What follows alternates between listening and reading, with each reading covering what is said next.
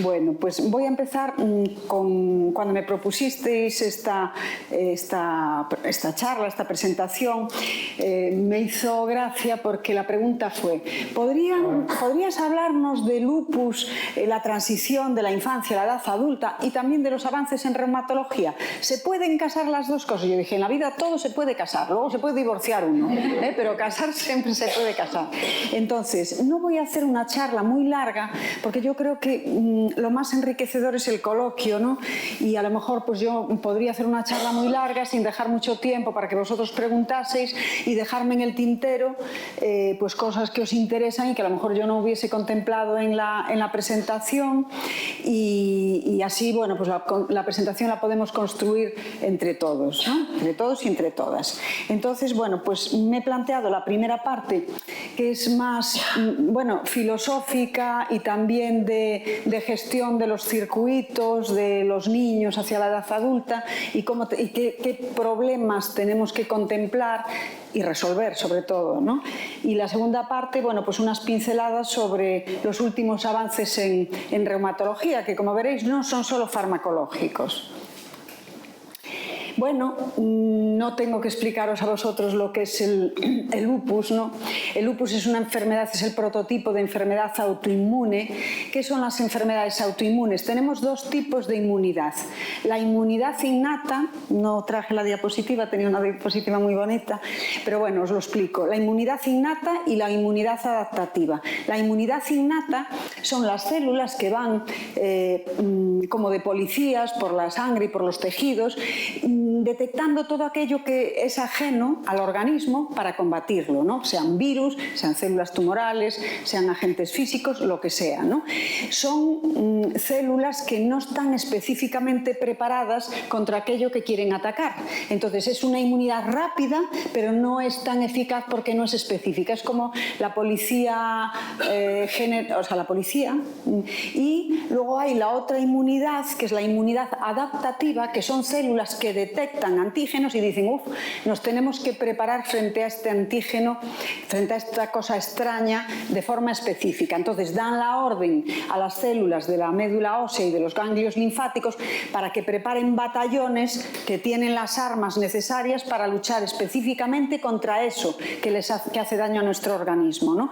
Es por tanto esta inmunidad adaptativa más lenta porque requiere la programación, pero una vez que está programada es muy eficaz, mucho más eficaz que la inmunidad innata, ¿no? Es cierto que ahora, a pesar de que dividimos las enfermedades en enfermedades que atacan la inmunidad innata, que son los síndromes autoinflamatorios, que generalmente no hay anticuerpos en la sangre frente a los tejidos, y enfermedades autoinmunes, que son estas que atacan la inmunidad adaptativa, prototipo lupus, es cierto que hay un continuo entre la inmunidad innata y la inmunidad adaptativa. Y hoy sabemos que casi todas estas enfermedades empiezan por una alteración en la inmunidad innata, pero a veces adquiere mayor protagonismo la inmunidad adaptativa. Bueno, pues la inmunidad adaptativa es lo que va a conducir todas las alteraciones que se producen en el lupus, ¿no? No sé si se ve muy bien la tablita desde ahí, desde atrás, pero bueno, si no os la explico. El lupus ya sabéis que se produce en personas genéticamente predispuestas, es decir, hay unos genes que predisponen al desarrollo del lupus, pero los genes por sí solos no significan que estos pacientes que los poseen vayan a tener un lupus. Necesitan factores ambientales que disparan la inmunidad, la disregulan y producen pues todos los síntomas que conocemos. ¿Cuáles son los mecanismos? Bueno, pues los mecanismos son mecanismos ambientales, el más conocido es la luz, la radiación ultravioleta, pero hay otros muchos antígenos. Por ejemplo, el tabaco. Todo el mundo sabe que el tabaco produce infartos, produce cáncer, pero poca gente sabe que el tabaco es uno de los elementos demostrados que produce artritis. Sobre todo en la artritis reumatoide esta relación se ha demostrado de una forma muy estrecha, pero también en los lupus, ¿no? También en los lupus el tabaco puede hacer que la inmunidad pues, se disregule, ¿no? Y también hace que si ya se tiene la enfermedad empeoren los síntomas sistémicos, pero no solo el tabaco. tabaco, la polución, el polvo de sílice y también infecciones. Se ha relacionado mucho el lupus con el virus de Epstein-Barr. De hecho, muchas veces el lupus se desarrolla después de una infección viral, ¿no? Sea el virus de Epstein-Barr, sea el virus herpes, que también se ha demostrado, incluso el virus del COVID, el SARS-CoV-2, ¿no? Y también hay factores hormonales, porque por eso es muchísimo más frecuente en mujeres, ¿no?, que en hombres, aunque tenemos hombres con lupus, ¿no? Bueno, el estilo de vida, también se ha relacionado un consumo excesivo de carbohidratos o un consumo excesivo de sal con el desarrollo o la facilitación del desarrollo del lupus, ¿no? Y después hay el lupus inducido por fármacos. Hay una serie de fármacos, entre ellos los anticonceptivos, pero también estos que probablemente no veis en la gráfica, pero os los leo yo: la procainamida, la hidralacida, la isoniazida, la minociclina, incluso los inhibidores del TNF, que también se pueden usar para las artritis, son muy eficaces. Bueno, pues parece que en algún paciente susceptible pueden producir psoriasis y en algunos también lupus inducido por fármacos. A ver, los lupus inducidos por fármacos, si los cogemos a tiempo, luego veremos cómo coger a tiempo esta enfermedad es tan importante, pues podemos revertirlo, ¿no? Pero hay que cogerlo en las primeras fases. Entonces eliminamos el fármaco y lo habitual es que mejore el lupus e incluso que podamos remediar su desarrollo clínico, ¿no? Uy, no sé qué es ahí. Ah, sí, bueno, los objetivos, claro. Bueno, los objetivos que tenemos a la hora de abordar el lupus no solamente es el control farmacológico, que también, ¿no? Los objetivos son la educación poblacional, es decir, la población no sabe si son portadores o no de los gérmenes, de los genes que favorecen o predisponen el desarrollo de lupus, ¿no? Pero sí que podemos prevenir todos aquellos factores ambientales que, si es que son portadores de los genes, pueden, bueno, pues evitar en cierta medida el desarrollo de la enfermedad. Y también es muy importante la comunicación con atención primaria. ¿Por qué? Porque, como veremos más tarde, después en alguna otra diapositiva, es fundamental para el abordaje de lupus el abordaje precoz. Cuanto más precozmente diagnostiquemos y tratemos los lupus, más fácil va a ser el control de la inflamación, el control de las manifestaciones. Es fundamental el abordaje precoz. Entonces, para esto no solamente son importantes las campañas de divulgación que vosotros ya hacéis para que los pacientes reconozcan los primeros síntomas de las enfermedades y vayan a su médico, y también la formación en atención primaria, ¿no?, para que en primaria pues tengan mecanismos de alerta ante determinadas manifestaciones que hagan que envíen a ese paciente al reumatólogo, ¿no? Entonces, esto es un trabajo en equipo: asociaciones, gestores, atención primaria, clínicos, bueno, en fin, es un mundo esto. Bueno, ya sabéis que en 2010 cambiaron los criterios, no tanto los criterios como la forma de evaluar los criterios, ¿no? Bueno, lo que todos tenemos en la cabeza es que son pacientes mujeres, generalmente jóvenes, de piel blanca, que tienen fotosensibilidad. ¿Qué es la fotosensibilidad? Fotosensibilidad no es que yo me pongo al sol 4 horas en la playa y me pongo roja, porque yo me pongo roja también y no tengo un lupus, ¿no? Es que el sol de la calle, cuando uno va caminando por la calle y le da el sol, pues da esos síntomas que probablemente conocéis, que son prurito, que a veces no se desencadena de forma inmediata y que produce alteraciones cutáneas muy sugestivas de lupus. El típico eritema malar en alas de mariposa, ¿no? La artritis, la alopecia, las aftas, pero no todos los pacientes tienen estas manifestaciones, ¿no? Ya veis que hay pacientes que tienen citopenias. Citopenias es disminución de las células de la sangre, disminución de los glóbulos rojos, disminución de la anemia y de las plaquetas, o sea, disminución de la hemoglobina y de las plaquetas, ¿no? Pueden tener alteraciones en los anticuerpos, tener los anticuerpos antinucleares, los anti-DNA, los anti-SM, que son característicos de lupus, ¿no? Pueden tener afectación renal, a veces afectación cutánea, pueden tener afectación, bueno, de distintos órganos, ¿no? Es decir, ¿qué quiere decir esto? Que el lupus es muy polimorfo, no todos los pacientes son iguales, no todos los pacientes tienen las mismas manifestaciones y no todos los pacientes tienen la misma gravedad cuando las presentan, ¿no? Entonces, bueno, ahora ahora a día de hoy se utiliza este score, son criterios de clasificación, no son criterios diagnósticos. ¿Cuál es la diferencia?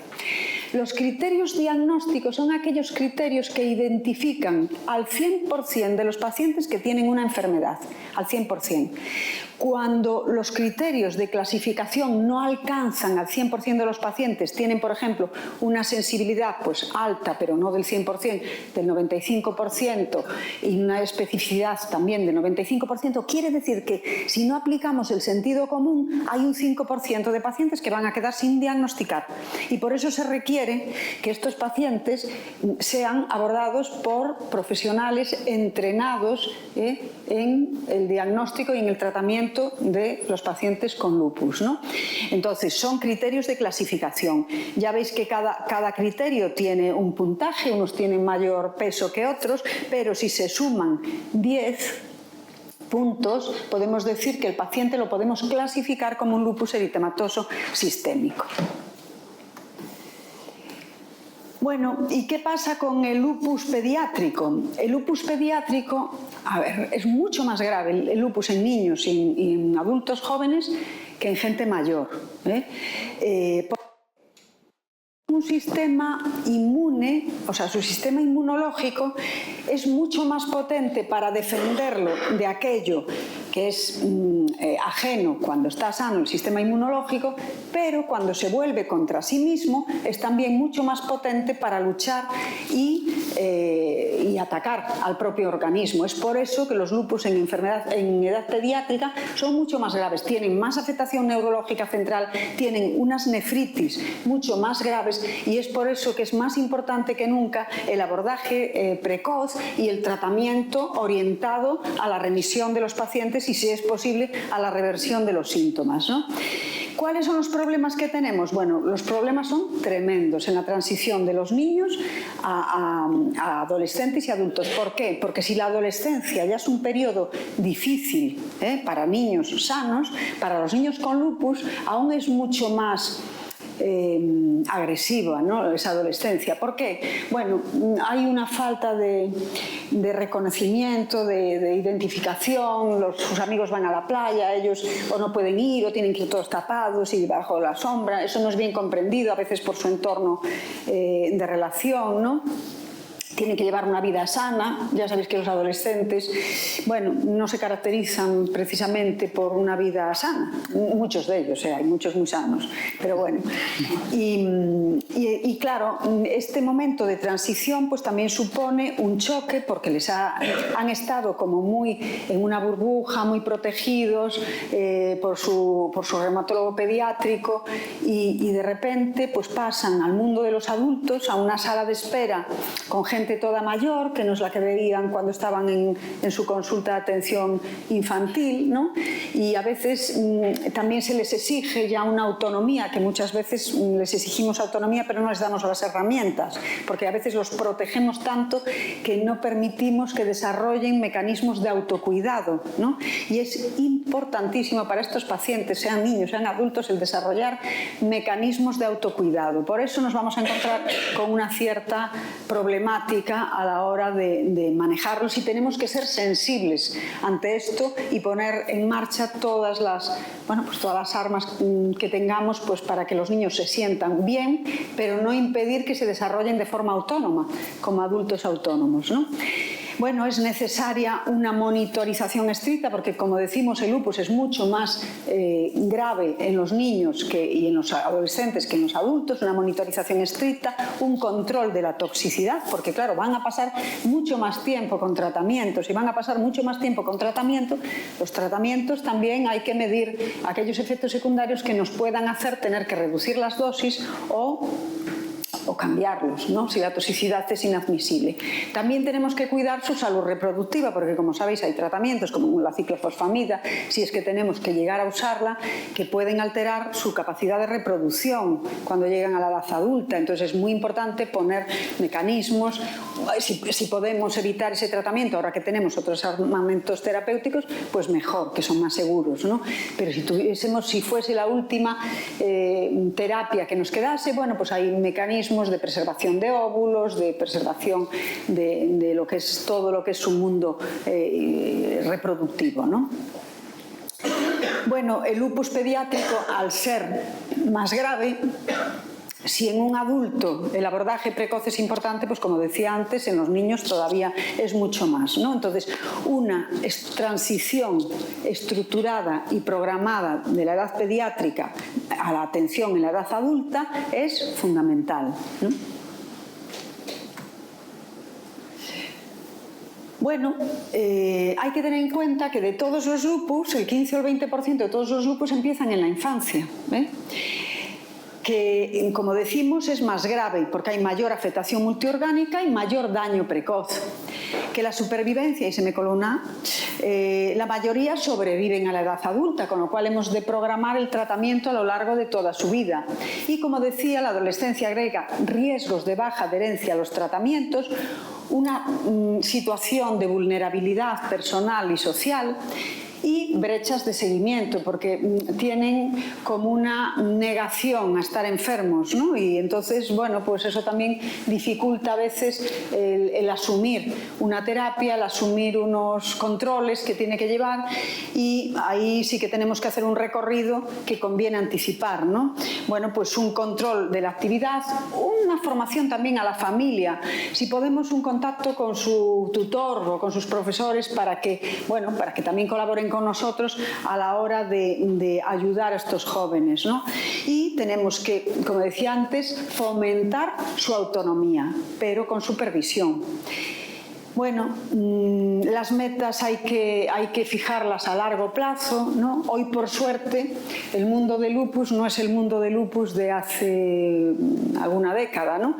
Porque hoy tenemos tratamientos que, implementados de forma precoz, pueden variar el curso de la enfermedad, ¿no? Entonces, la transición forma parte del plan terapéutico, no solo de un circuito administrativo, ¿no? Y el objetivo es evitar los brotes, mantener el seguimiento para comprobar que el paciente está inactivo y reducir sobre todo los corticoides que producen tanto rechazo, pero es que es lógico, los corticoides tienen efectos secundarios que hay que prevenir, efectos cardiovasculares, efectos en el crecimiento de estos niños que aún están creciendo, y sobre todo prevenir, bueno, pues la osteoporosis y todos los problemas que los corticoides. Como veis ahí, las posibles manifestaciones de lupus en el niño pues tienen mucha afectación mucocutánea, del músculo esquelético, hematológico, pero fijaros la nefritis lúpita en los niños, entre el 32 y el 82% tienen manifestaciones renales y también neuropsiquiátricos, ¿no?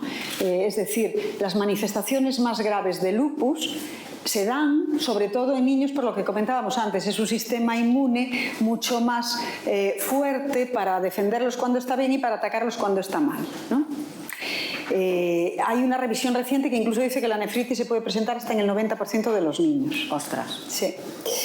Bueno, el lupus no es solo lo que se ve, no solo son las manifestaciones. Por eso, cuando un niño aparece o un joven aparece con manifestaciones cutáneas, siempre hay que hacer un estudio muy exhaustivo para descartar que no tenga afectación de los órganos, afectación del riñón. ¿Dónde fracasa esta transición y qué puede mejorar los resultados? Bueno, pues ya decimos que en el periodo de posttransición aumenta la baja adherencia. Esto que veis aquí de P es que se han hecho estudios y cuando la P es menor, como aquí, de 0,05, es que los resultados son significativos, es decir, que nos podemos creer ese resultado. Entonces, en el paso de niños a adultos baja la adherencia, demostrado estadísticamente, aumentan las visitas a urgencias, porque claro, si el niño pierde seguimiento y ya no cumple tanto con el tratamiento, pues aumentan las visitas a urgencia. Se pierden muchas citas, ¿eh? Y es una fase muy vulnerable con actividad persistente, ¿no? Los modelos con el equipo, o sea, en esta transición es muy importante que su reumatólogo pediátrico trabaje conjuntamente con el reumatólogo de adultos y que incluso el niño los vea, ¿sabes? Entonces, que vea que hay una coordinación, que no se sienta perdido en un mundo que desconoce, ¿no? Porque esto le da seguridad en el médico que le va a llevar a partir de ese momento, ¿no? Y como decía antes, entrenar el autocuidado y también revisar toda la medicación, pero sobre todo revisar también todos los antecedentes, conjuntamente con el médico, con el pediatra. Es muy importante hacer un checklist mínimo, ¿no? Antes de transferir el niño a la consulta de adultos. Diagnósticos y órganos afectados en el momento, pero que haya tenido afectados antes, porque a lo mejor hay un tratamiento que le ha mejorado pues, cualquier manifestación sistémica que tenía, ¿no? Los tratamientos previos y la toxicidad que han tenido, porque no vayamos a repetir un tratamiento que le haya hecho algún daño antes, ¿no?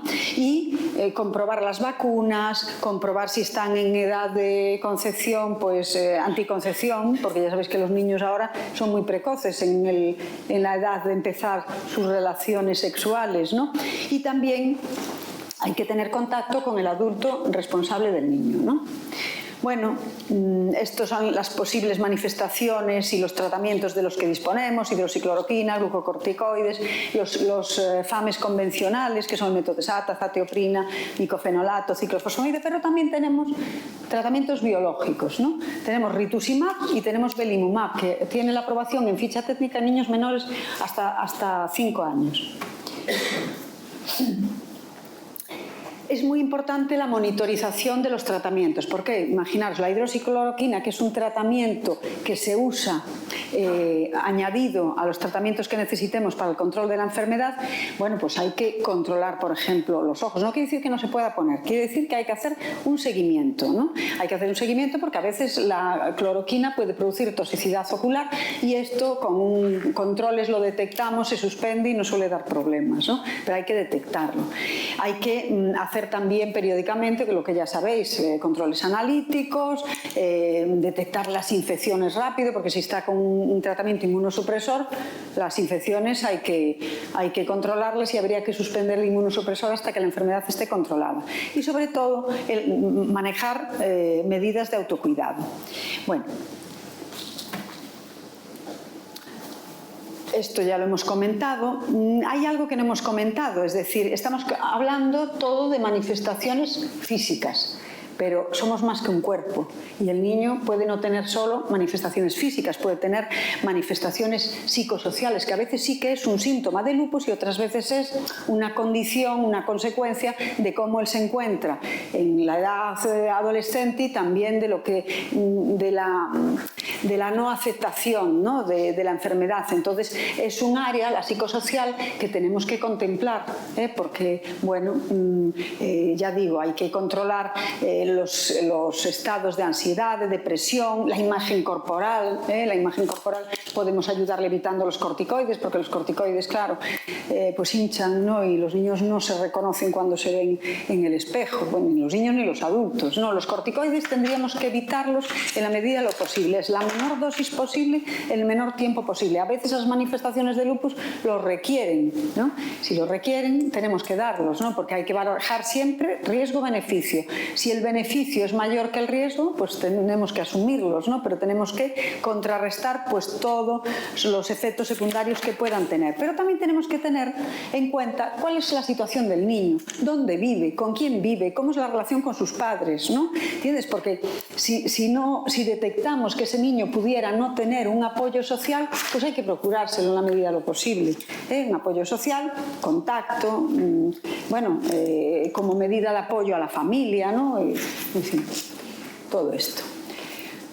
Bueno, y en el tratamiento de los niños empieza, en temas de investigación, claro, empieza también, aparte de los fármacos químicos y biológicos, también los CAR-T, que ya sabéis que se están investigando y con buenos resultados en pacientes adultos con lupus severo, grave, que no ha respondido a nada de lo previo, parece que con buenos resultados, ¿no? Pero también se han incluido algunos niños, de momento parece que van bien, pero claro, la eficacia y la seguridad a largo plazo aún está por determinar. Entonces, por muy bien que vayan, no es decir, le voy a meter CAR-T. ¿Sabéis lo que es el CAR-T? No, bueno, os lo voy a explicar después en una diapositiva que creo que hice, ¿no? Luego os lo enseño, pero es retirar célula. Los CAR-T es un mecanismo que se hace con las propias células del individuo que se desarrolló para el cáncer, ¿no? Entonces ya sabéis que el sistema inmune no solo trata a los virus y a las bacterias, trata también a las células cancerígenas. Cada día nuestro cuerpo produce alguna célula cancerígena, pero nuestro sistema inmune, como ve que es distinta a las células normales, la ataca, la elimina y ya está, ¿eh? No hay problema. Pero claro, cuando esas células adquieren una autonomía o el sistema inmunológico cambia, disminuye su potencia, pues se puede desarrollar el cáncer, ¿no? Entonces, ¿en qué consisten los CAR-T? Se les traen células al paciente, se las cultiva con armas para las células cancerígenas del cáncer en concreto que tenga, se le vuelven a infundir al paciente. Es como si le sacáramos a individuos que los formamos como policías, se los volvemos a meter en el cuerpo y esos policías van a atacar las células cancerígenas. En eso consiste el CAR-T. Luego creo que he traído una diapositiva que, bueno, que recoge un poquito más gráfico esto que os estoy contando, pero el concepto es este, ¿no? Entonces, igual que están yendo bien en muchos tipos de cánceres, pues se están empezando a utilizar en enfermedades autoinmunes, en los lupus, en las miositis, en el síndrome de Sjögren también se ha incluido algún paciente, bueno, en fin, y también se ha incluido algún niño, pero ya digo, esto hay que hacerlo con prudencia, de momento está en el terreno de la investigación, pero si sale bien, bueno, pues es también un motivo de esperanza, sobre todo para muchos niños que no responden a los tratamientos habituales, ¿no? Bueno, esto es un poco lo que habíamos comentado, ¿no? Que en niños usamos las mismas familias de fármacos, que la gran meta es daño cero, cogerlos pronto y daño cero, remisión. Ese es el objetivo. Y que la transición estructurada del lupus de inicio pediátrico no es un lujo organizativo, es una intervención clínica. Es una intervención clínica para evitar brotes, daño y pérdida de seguimiento, sobre todo. Los objetivos son comunes, al lupus, en el lupus pediátrico y el lupus de la edad adulta.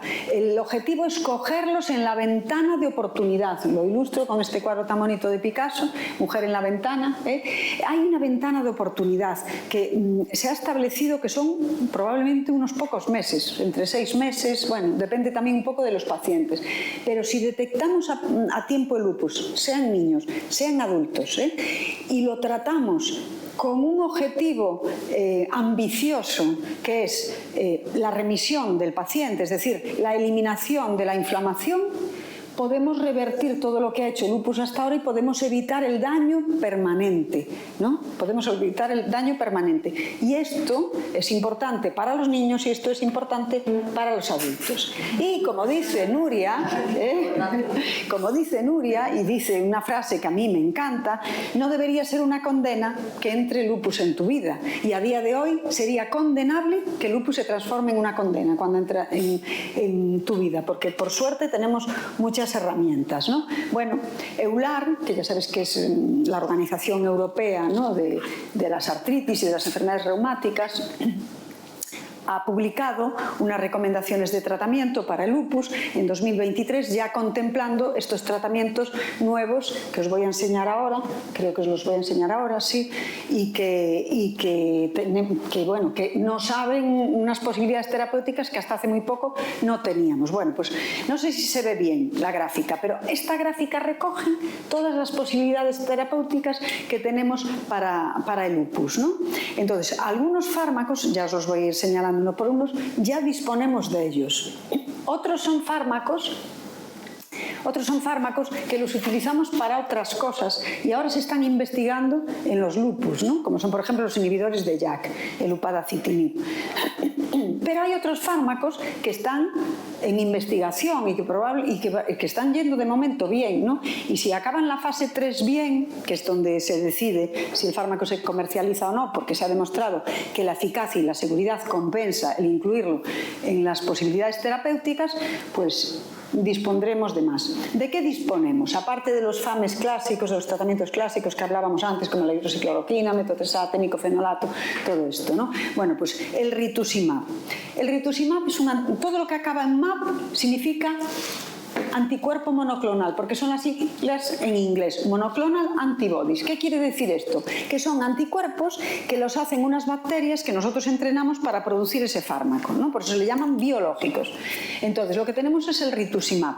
El rituximab es el primer biológico que se utilizó en lupus, que la verdad es que en práctica clínica respondía a muchos pacientes, pero cuando se hicieron los ensayos clínicos no se cumplía el objetivo primario, es decir, no demostraban esa utilidad. Pero es muy probable que el diseño de esos estudios haya impedido sacar conclusiones adecuadas. ¿Por qué? Porque decíamos al principio que hay un lupus que tiene afectación articular y cutánea y hematológica, hay otro lupus que tiene afectación del riñón, hay otro lupus que tiene afectación del pulmón. Son distintos pacientes y los metieron todos en el mismo saco. Entonces, en lugar de establecer dominios, ¿no? Y como ha pasado en otra enfermedad que se llama Behçet, que se caracteriza por aftas mucocutáneas en la boca y genitales y tal, bueno, pues ese también puede tener muchísimas manifestaciones, pero eligieron para un fármaco que se llama Premilas el dominio mucocutáneo. Y claro, fue espectacular. En la fase 2 lo aprobaron. Nunca se aprueba un fármaco en fase 2, son las fases más previas, ¿no? a la más larga. Nuria conoce bien los...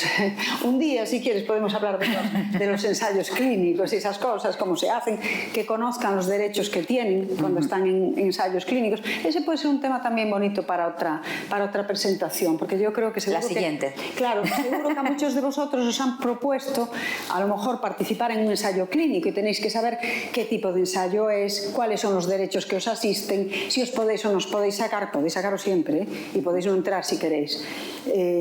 Pero bueno, eso es. Bueno, pues esto viene a cuenta de que el rituximab pues no dio los resultados que nosotros nos parecía comprobar en práctica clínica, pues por el tipo de diseño de los estudios, ¿no? Bueno, pero hay otros fármacos como el belimumab, que sí, que sacó la aprobación hace ya un poco más de 10 años, ¿no? Y que sacó la indicación para lupus y también para la nefritis lúpica, pero no es el único. Recientemente el anifrolumab, también muy eficaz para los lupus y para los lupus en general, ¿no? Después, recientemente, pero vamos, recientemente, que es de hace muy poquito, se aprobó el obinutuzumab, que es un fármaco que se utilizaba para enfermedades hematológicas, para linfoma, para un tipo de leucemia y tal, y se vio que era muy eficaz para la nefritis lúpica, porque va contra la misma diana que el rituximab, son anti-CD20, va frente a un receptor de linfocito B. Los linfocitos B son los que producen los anticuerpos. Entonces, si esta es una enfermedad mediada por anticuerpos y tú controlas a los linfocitos B, la producción de anticuerpos va a ser menor. Entonces, no se van a depositar en los tejidos y no van a atacar al organismo, ¿no? Entonces, bueno, pues ya decíamos, tenemos el belimumab, el anifrolumab, el obinutuzumab, que es el último que se ha aprobado, el rituximab, también la voclosporina. La voclosporina, que es un anticalcineurínico, que este sí que va contra los linfocitos T. Los linfocitos B y los linfocitos T son las dos células de la inmunidad adaptativa que establecen un diálogo entre ellas, ¿no? Se retroalimentan, por decirlo de alguna manera. Unos activan a los otros activan a los unos, también ejercen feedback negativo. Bueno, es un poquito complejo, pero que sepáis que hay dos dianas. Una es el linfocito B, otra es el linfocito T. Frente al linfocito B tenemos estos que os puse por aquí, pero también hay otros fármacos que son fármacos químicos, que no son biológicos, que son los inhibidores de JAK. Los fármacos químicos se toman generalmente en pastillas. Los fármacos biológicos generalmente son inyectables, o subcutáneos o intravenosos, ¿no? Bueno, pues el upadacitinib es un fármaco que de momento está clínico y que va contra los inhibidores de JAK, ¿no? Y también hay otros muchos fármacos que están en desarrollo, ¿no? Es decir, yo creo que hay motivo para la esperanza, ¿no? Y bueno, pues aquí es el dibujo que antes os prometía, que no quedó muy grande, de los CAR-T, que le quitan las células, son linfocitos T, por eso se llama CAR-T, porque son linfocitos T, ¿no? Los linfocitos T se coleccionan, se programan, con estos armamentos rojos que veis ahí, se multiplican y se vuelven a infundir en el paciente. Entonces, son sus propios linfocitos programados para luchar contra las células, los que van a controlar la enfermedad. Es muy interesante, pero ya digo, Se requieren estudios a largo plazo para confirmar que son realmente seguros para todos los pacientes, para determinar el perfil de pacientes en el que los vamos a introducir y que realmente esta eficacia inicial que parecen demostrar en los ensayos clínicos se reproduce en la vida real. Novedades. Bueno, os voy a poner un ejemplo para que es muy gráfico, porque, claro, en el lupus muchas de las manifestaciones no se ven, pero os voy a poner, para que entendáis lo importante que es el abordaje precoz, os voy a explicar lo que pasaba con la artritis reumatoide. Mira, estas son unas manos de una artritis reumatoide de inicio. Esto que veis aquí es la articulación. Esto que veis en rojo es la membrana sinovial. Es una membranita que tapiza por dentro la articulación. Una articulación es dos huesos que tienen un cartílago por el medio que facilita el movimiento. El cartílago es como para evitar que el hueso se dañe, ¿no? Es como un almohadillado. Y están anclados por ligamentos, tal, pero por dentro está recubierto de una membrana, que es la membrana sinovial. Entonces, en la fase inicial de una artritis, esa membrana sinovial, que es esto rojo, se inflama, pero todavía no está dañado el hueso, ni la articulación. Si no la controlamos, si no controlamos esta inflamación, se acaba destruyendo este almohadillado, el cartílago, y se acaban erosionando el hueso. ¿Por qué? Porque al inflamarse esta membrana sinovial se expresan una serie de moléculas que van a activar a las células que se comen el hueso, que son los osteoclastos, y van a producir erosiones, y esas mismas moléculas van a producir alteración del cartílago, y lo que es muy importante, y pasa también en lupus, van a suponer, cuando la inflamación está activa, un factor de riesgo cardiovascular independiente a los tradicionales. Es decir, que si un paciente fuma, tiene colesterol, es obeso, tiene una vida sedentaria y tiene una enfermedad inflamatoria no controlada, tiene un factor de riesgo cardiovascular más. Es por eso que en estos pacientes es tan importante el control de los factores de riesgo cardiovascular, ¿no? Bueno, ¿cuál es la importancia de esto? Que en esta fase, cuando todavía está la membrana sinovial únicamente inflamada y todavía no se ha establecido el daño estructural, podemos revertir la enfermedad. Podemos revertirla, ¿no? Y desaparece la inflamación y no se produce el daño. Porque si no lo hacemos, las consecuencias son estas, manos absolutamente destruidas, manos o articulaciones o pies o lo que le haya tocado de afectación al paciente, ¿no? Porque aquí hemos llegado tarde, y al llegar tarde ya se implementó el daño de las articulaciones. Pero bueno, la buena noticia es que esto se puede prevenir con un tratamiento eficaz y precoz, sobre todo precoz. Bueno, pues esto, que es muy gráfico en la artritis reumatoide, pasa lo mismo para el lupus. Es decir, mira, este es un abstract, bueno, un trabajo que presentamos, en el que he participado y que presentamos, que nos han aceptado en el Congreso Europeo, ¿no? Es de la importancia de un abordaje precoz y con una estrategia que se llama en inglés Treat to Target. ¿Qué significa? Tratamiento orientado a un objetivo. Es decir, yo cojo a mi paciente y digo, este paciente tiene inflamación secundaria a su lupus, lo voy a meter en remisión, y coges y pones un tratamiento y lo vigilas, y si con ese tratamiento no lo consigues, tienes que cambiar a otro tratamiento, así. Entonces, porque el objetivo es que ese paciente precoz, porque si lo coges ya tarde ya nunca vas a encontrar la remisión, pero sí puedes perseguir la baja actividad, Claro, no es lo mismo porque habrá daño estructural ya implementado que ya no podamos evitar. Pero ahora la novedad, yo creo que la novedad del abordaje de lupus no es tanto que también que tenemos muchos fármacos nuevos, sino que la estrategia terapéutica tenemos que trabajarla igual que hicimos desde 2010 con la artritis reumatoide.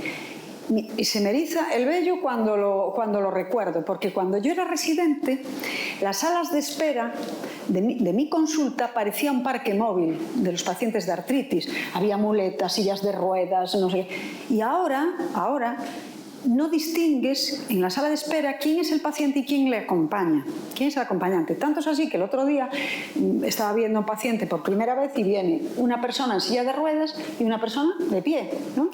Y entonces, que además era trasladada de otra área. Entonces, claro, yo llegan a la consulta y yo, claro, allí ves el nombre, eran más o menos de la misma edad, pero no tenemos una foto que nos diga cómo es la cara del paciente. Entonces, cuando entraron en la consulta, yo me dirigí a la persona de la silla de ruedas, ¿no? Y le dije, bueno, pues dígame qué le pasa. Y me dice, no, la paciente es ella. Entonces, bueno, esto lo que ilustra un poco es lo que hemos conseguido desde 2010. En 2010 cambiamos los criterios para la detección de la artritis y ya las cogimos todas de forma muy precoz.